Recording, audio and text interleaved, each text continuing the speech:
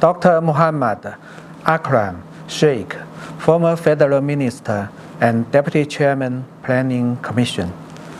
Professor Dr. Muhammad Tabassum Afzal, Rector, ComStats University, Islamabad. Dr. Tahir Mumtaz Awan, Director of China Study Center, CUI. Distinguished guests, ladies and gentlemen, Assalamu alaikum. I'd like to first express my heartfelt thanks to the China Study Center of ComStats University, Islamabad, for holding this symposium.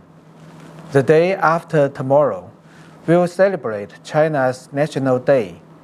Today's symposium, with the theme of Centennial Goals of China, learning from the past, planning for the future, will add a new highlight to our celebration. I wish the event a good success. Although I was not able to attend the function because of the COVID SOP, I have found many familiar names and good friends of mine in the panelists who have associated with China and contributed to the China-Pakistan friendship and Pakistan's understanding of China. In particular, my gratitude goes to our chief guest, Dr. Sheikh. I was deeply moved by your long friendship with Chinese leadership.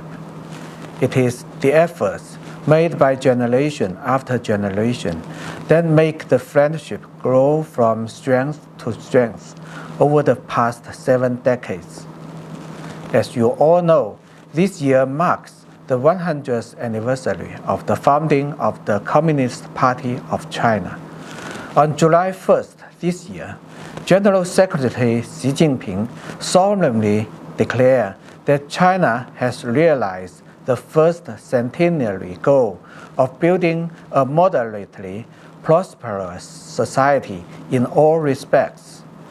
It is a historic achievement in the human history.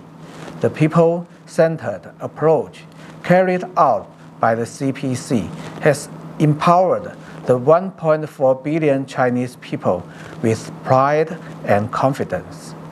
Now, under the leadership of General Secretary Xi Jinping, China is marching to confident strides toward the second centenary goal of building China into a great modern socialist country, featuring prosperous, strong, democratic, culturally advanced, and harmonious development.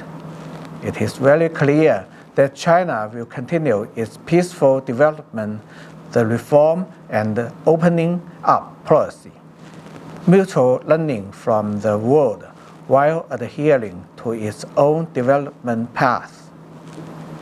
This year is also the 50th anniversary of the restoration of the lawful seat of the People's Republic of China in the United Nations. As you all agree, China's growth has been the strengthening force of peace and development in the world. Recently, President Xi Jinping, in his address at the general debate of the 76th session of the UNGA, has called the international community to beat COVID-19 with unity, pursue more robust, greener, and more balanced global development, strengthen solidarity, and promote mutual respect and win-win cooperation in conducting international relations, improve global governance and practice true multilateralism. Put it simply, what China emphasizes and pursues is win-win cooperation instead of bloc politics and zero-sum mentality. In the future, China will continue to actively promote an open world economy, advocating the joint construction of the Belt and Road Initiative and promoting the building of a community with a shared future for mankind. Today, both China and Pakistan shoulder the historical mission of national rejuvenation. We are both pursuing the great dream of national prosperity and people's well-being. However, at the same time, we are faced with the complex regional situation, an evolving international environment with major change unseen in a century. China will continue to prioritize its relations with Pakistan and look forward to closer and stronger cooperation with Pakistan for our common interests. In this context, the understanding of China is extremely important for Pakistan to make the benefit of deep political mutual trust into a more robust cooperation with China and jointly safeguard our common interests. Gladly, we are inspired by the important consensus reached by the leaders of our two countries, by the tangible achievements made in strategic communication, building the China-Pakistan Economic Corridor, and by the fruitful outcome of the 10th JCC meeting.